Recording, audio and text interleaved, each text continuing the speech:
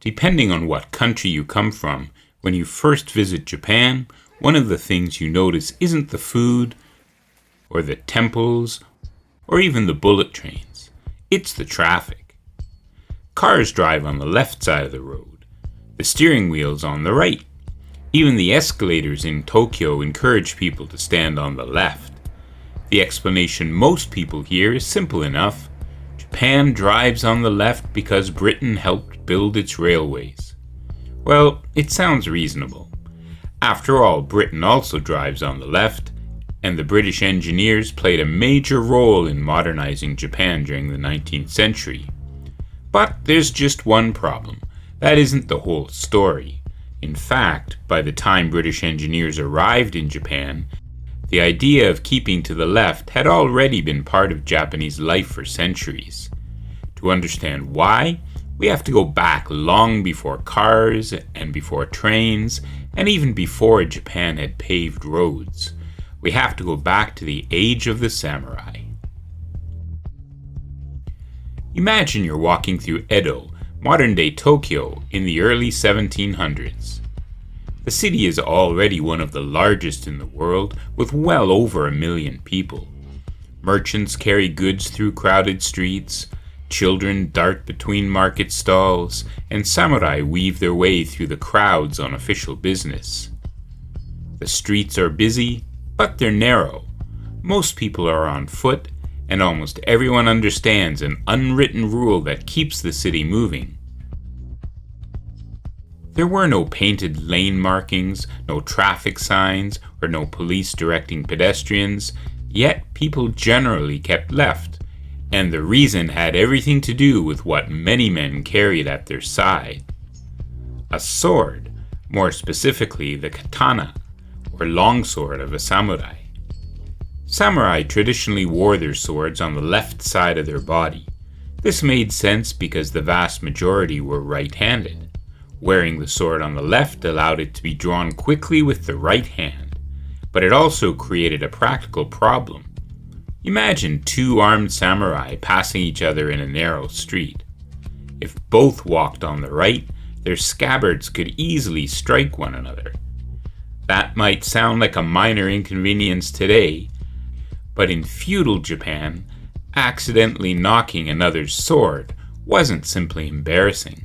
It could be interpreted as an insult, and insults between armed men often didn't end with an apology. Keeping to the left reduced the chance of swords colliding as people passed one another.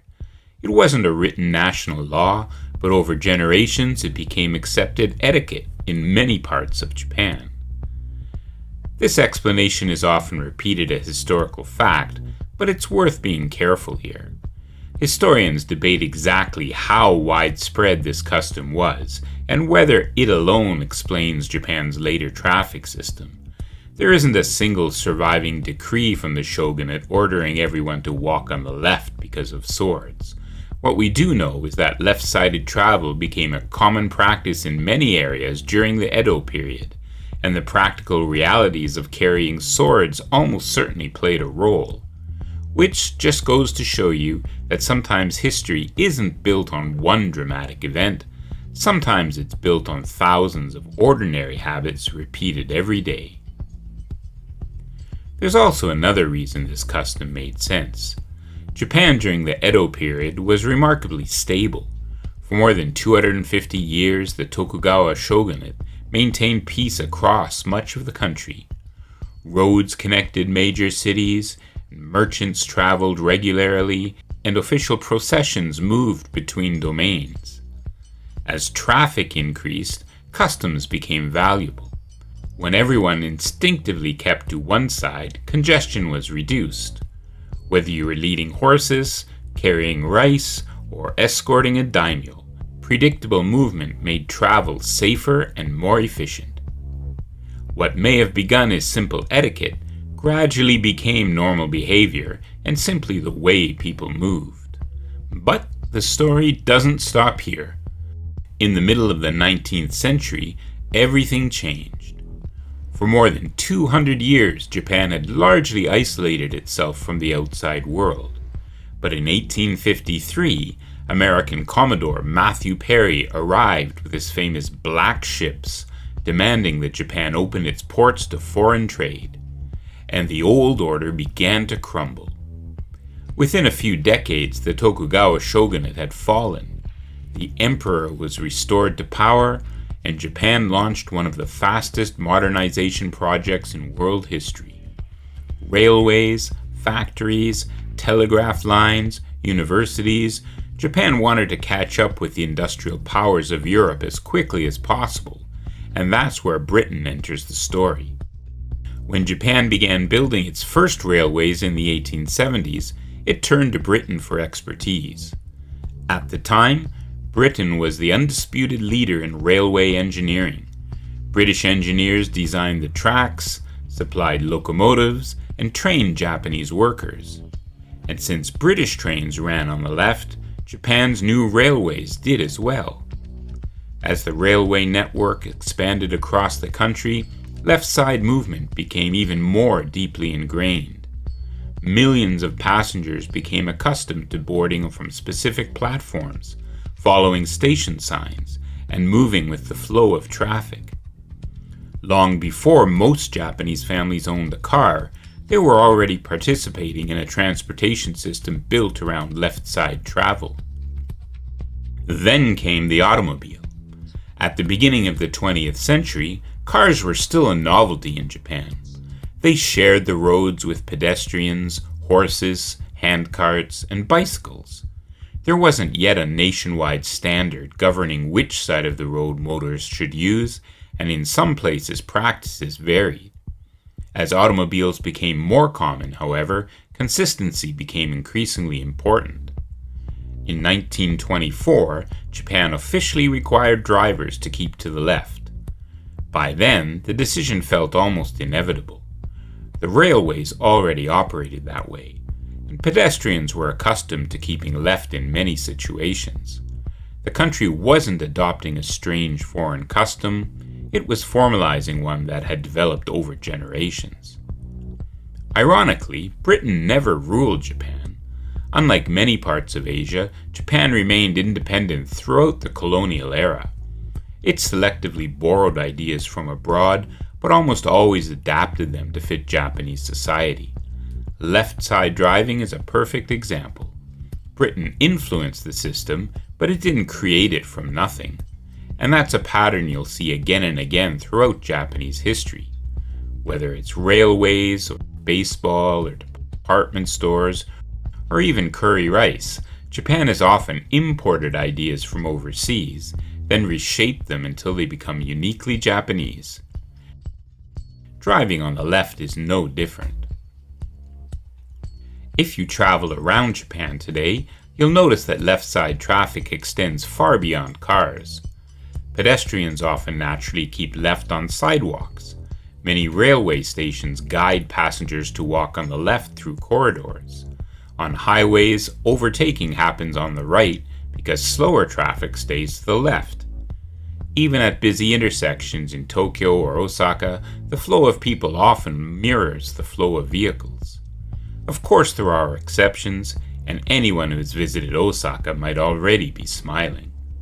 For years, one of Japan's most famous regional quirks has been escalator etiquette.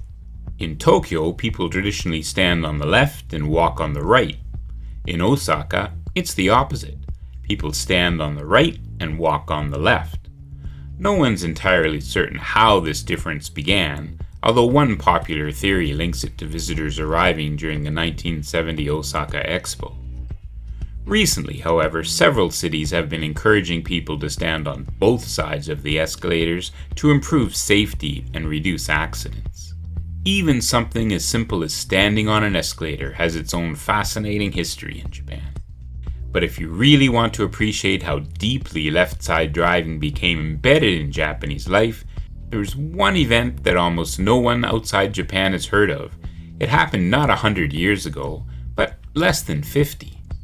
On July 30th, 1978, the people of Okinawa woke up to find that every road on the islands had changed overnight. For more than 3 decades after the Second World War, Okinawa had been administered by the United States. During that period, vehicles drove on the right, just as they do in America. When Okinawa was returned to Japanese administration in 1972, officials faced an unusual problem. The rest of Japan drove on the left. Okinawa drove on the right. The solution would require one of the largest traffic reorganizations in modern history. Thousands of road signs had to be replaced, traffic lights moved, bus stops relocated, intersections redesigned. Even buses needed new doors and different seating arrangements. Then, in the early hours of July 30th, 1978, an event now simply remembered as 7:30, the entire prefecture switched sides. It was an enormous logistical challenge, but remarkably, the transition was completed with surprisingly few serious incidents.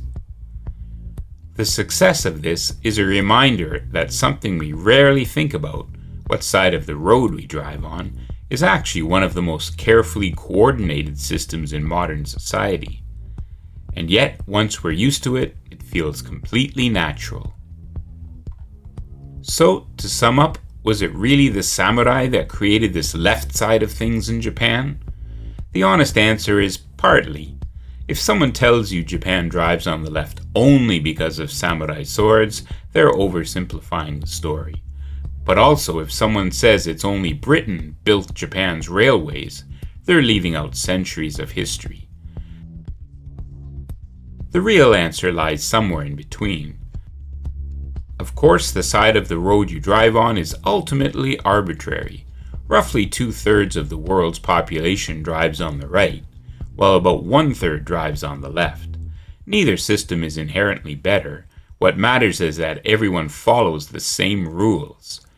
Japan has built a society that places enormous value on predictability, whether it's standing in line for a train or quietly waiting for the pedestrian signal to change.